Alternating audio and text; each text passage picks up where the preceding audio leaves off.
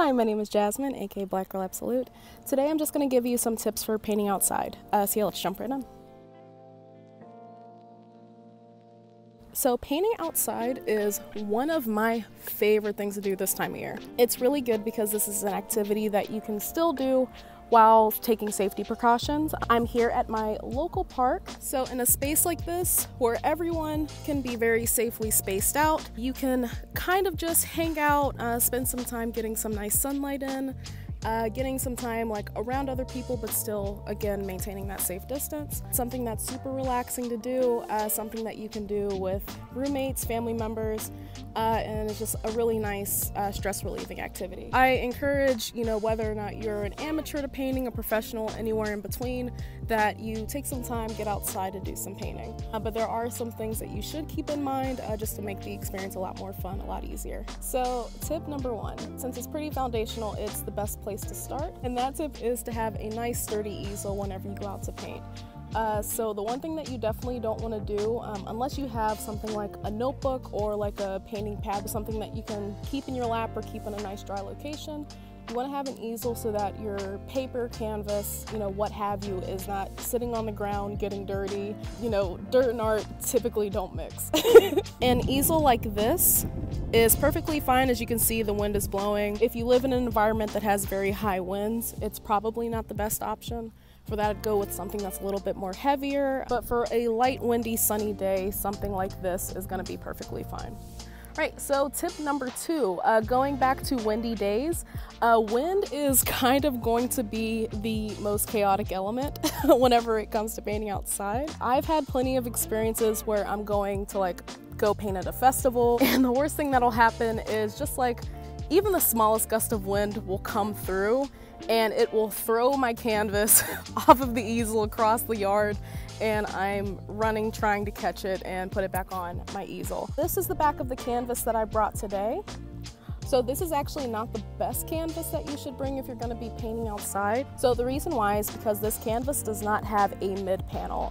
So I'll show you a small video here of what a canvas with a mid panel would look like. The reason why this is helpful is that, and this is actually a trick that I came up with whenever I was tired again of chasing my canvases as they flew off the easel. What you can do whenever you paint outside is just bring a little piece of yarn with you.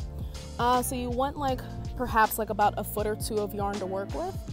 What you can do is tie a little bit of that yarn to the back of your easel here, and then connect the other side to the midboard that goes across the back of the canvas. That way you're tying the canvas onto the easel so that whenever the wind blows, you're not going to get as much movement. And now we're going to tip number 3. Where I am is a little noisy, so I hope that's not too much of a bother. This is a tip that I had to relocate for because I didn't actually have this object on my person. But I think it is so crucial, unless you're painting in your front, your backyard, somewhere really close to your house. You're gonna need to transport your canvas, your easel, which I still have in my backpack currently, brushes, palettes, all of these things you're gonna have to bring along with you. And the easiest way that you can do that is with a portfolio bag.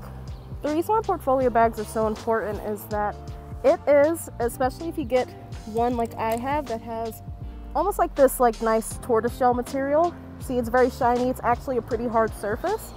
Anything can happen to a canvas when you're in transport. Say, the canvas can get dirty, scuffed up, or, even holes punched through it, which is worst case scenario. You definitely want to avoid that. And so a canvas bag that has this nice hard material, it's waterproof, at least through the sides. The top and bottom is usually this cloth material that does offer some sort of water protection, but it's not perfect. Something like this is definitely one of the best options that you can use. This is something that I've actually taken if I've had shows out of state. I've taken one of these bags on an airplane and everything was fine. Of course, the entire time I was freaking out because it is very slender and I definitely thought it was going to get lost. And it didn't, both there and back. The one that I have is about $50 or so, but you can definitely get a portfolio bag for $20, $30, $40, and it's worth just the same. All right, so we're going to tip number 4. So these last two tips are for my acrylic painters specifically. I'm not exactly sure how mediums like watercolor or oil would do outside. I think oil would be a nightmare to do outside. But the tip whenever it comes to acrylic paint is to make sure that you're actually bringing all of your paints with you that you're going to be using that day. Which sounds extreme, but I will let you know why, and it also relates to tip number 5. The reason why you want to bring all of your paints as opposed to just bringing like a regular cheap palette along with you is that, like what has been the entire theme of this video, is that whenever you're painting outside with acrylic, the wind is your enemy. You'll realize if you just bring your individual palette, if the top is off for say 5 or 10 minutes as you're actively painting, all of your paints are going to dry out. I experienced this twice, and after the second time that it happened, I just kind of conceded and decided to just bring all of the paints with me that I could.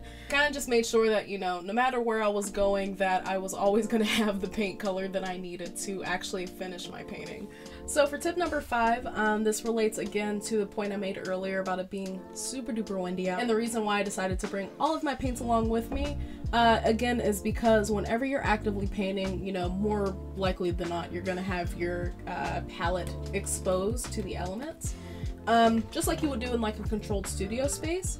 But with the inclusion of wind, things become a lot faster than you may think. This tip is whenever you are filling in your palette, you want to make sure that you're filling in as little of your paint as possible into each of your divots. I don't know about the rest of you, but I like to try to use as much of my paint as possible, even though it's a very satisfying feeling whenever you peel paint out of the little like divots in your palette.